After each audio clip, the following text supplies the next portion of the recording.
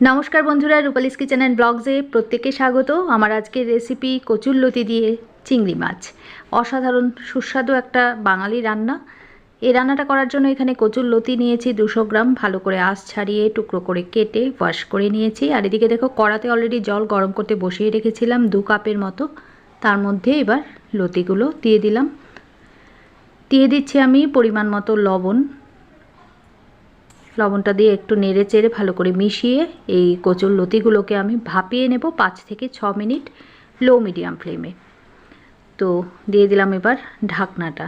যতক্ষণে এটা ভাপানো হয় ততক্ষণে দেখো এদিকে আমি চিংড়ি মাছ নিয়েছি 200 গ্রামই নিয়েছি চিংড়ি মাছ। হাফ টিস্পুন হলুদ গুঁড়ো দিয়ে আর সামান্য একটু লবণ দিয়ে চিংড়ি মাছগুলোকে ভালো করে মাখিয়ে নেব।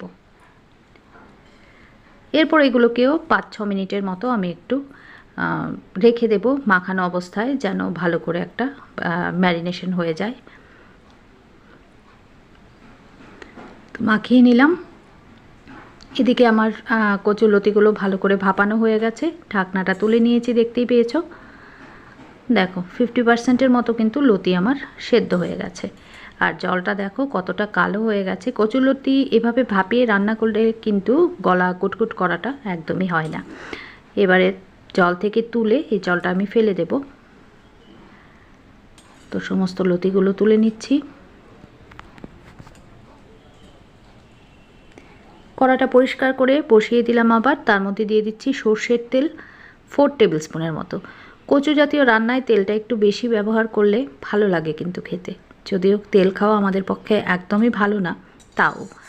তো সর্ষের তেলটাকে ভালো করে গরম করে নিয়েছি, কড়ার গায়ে একটু মাখিয়ে নিলাম। এবারে যে হলুদ আর লবণ মাখানো মাছগুলো ছিল সেগুলোকে ভেজে নেব। চিংড়ি মাছ একদমই কড়া করে কিন্তু ভাজতে হয় না, খুব হালকা করে মাছগুলোকে আমি ভেজে নিচ্ছি। সমস্ত চিংড়ি মাছগুলো দিয়ে দিলাম। এবারে এপিট ওপিট জাস্ট একবার উল্টে পাল্টে তারপরেই কিন্তু নামিয়ে নেব।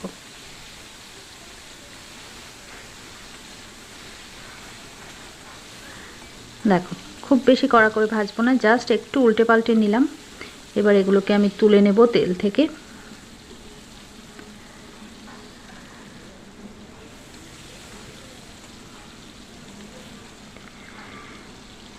ঠিক অতটাই ভাজবো, একদম লাল লাল করে কড়া করে ভাজলে চিংড়ি মাছগুলো খেতে একদমই ভালো লাগে না।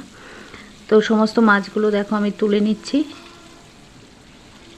এবারে এই সেম তেলের মধ্যে দিয়ে দিচ্ছি পেঁয়াজ কুচি। 2টো মাঝারি সাইজের পেঁয়াজকে আমি একদম কুচি করে কেটে নিয়েছি। তো সেই পেঁয়াজ কুচিটা দিয়ে দিলাম। একটুখানি ভাজা ভাজা করে নিচ্ছি পেঁয়াজ কুচিটাকে।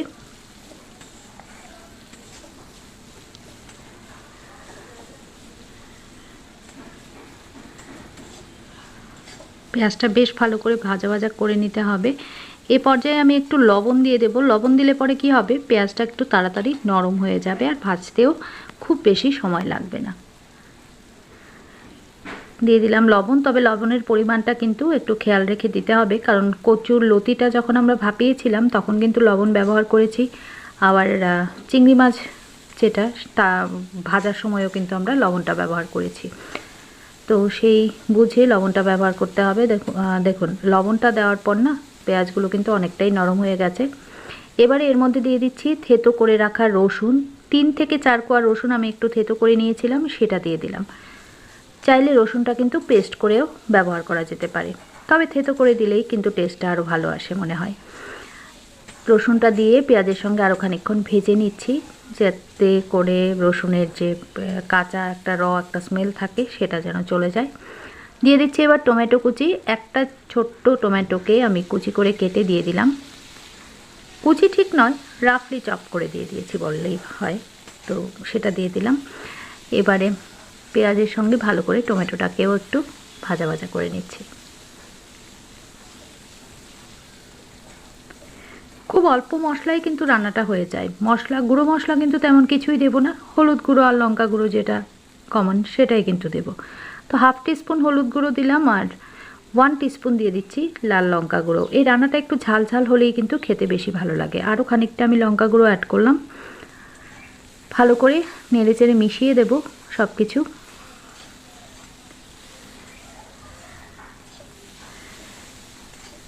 এবারে দিয়ে দেব খুব সামান্য একটু জল। জল দিয়ে সমস্ত কিছুকে খুব সুন্দর করে কষিয়ে নিতে হবে। একদমই অল্প একটুখানি আমি জল দিচ্ছি। জলটা দিয়ে ভালো করে মিশিয়ে এটাকে আমি একটুখানি ঢেকে কষিয়ে নেব। ঢাকনা দিয়ে ঢেকে কষিয়ে নিলে টমেটোগুলো কিন্তু একদম নরম হয়ে যাবে। দেখতেই পাচ্ছ টমেটোগুলো এখনও কিন্তু শক্ত রয়েছে। তো আমি এটাকে ঢাকনা দিয়ে ঢেকে খানিকক্ষণ কষিয়ে নেব। 3 থেকে 4 মিনিটই কিন্তু সাফিসিয়েন্ট। লো মিডিয়াম ফ্লেমে আমি গ্যাসটা রাখবো।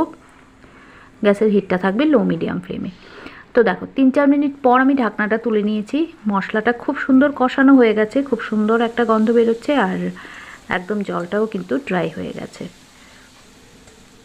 এবারে এর মধ্যে দিয়ে দেব যে ভাপানো কচুর লতিগুলো, সেগুলো।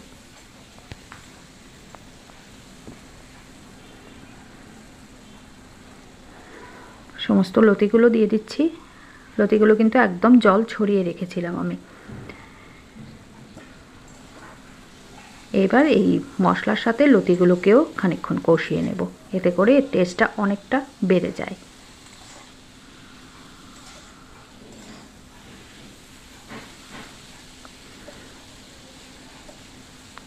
খুব সুন্দর করে এগুলোকে একটু ভাজা ভাজা করে নিচ্ছি।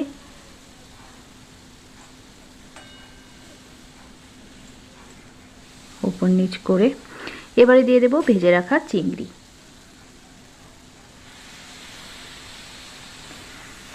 আবারও খানিকক্ষণ কষিয়ে নিচ্ছি একটু।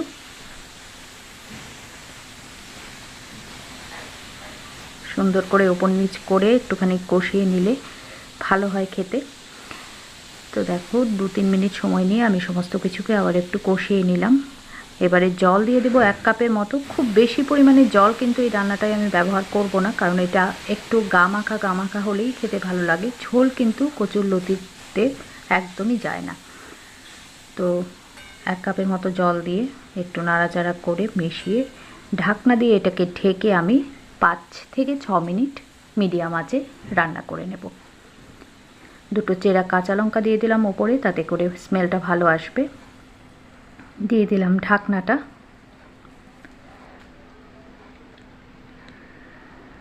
তো 5-6 মিনিট পর দেখো আমি ঢাকনাটা তুলে নিয়েছি। আমার রান্নাটা কিন্তু প্রায় শেষের দিকে। ভালো করে নেড়েচেড়ে আরও একবার মিশিয়ে নেব। যতটা এক্সট্রা জল আছে সেটা একটু শুকিয়ে নেওয়ার চেষ্টা করব। তারপরেই কিন্তু নামিয়ে এটাকে গরম গরম ভাতের সঙ্গে সার্ভ করে দেব। তো আমার আজকের রেসিপিটা কেমন লাগলো অবশ্যই কমেন্ট করে জানিও। যদি ভালো লাগে একটা লাইক করে দিও, শেয়ার করো ভিডিওটা ফ্রেন্ডস অ্যান্ড ফ্যামিলির সঙ্গে, আর অবশ্যই কিন্তু সাবস্ক্রাইব করে আমার পাশে থেকে যেও। আজ চলি তাহলে, নমস্কার সবাইকে।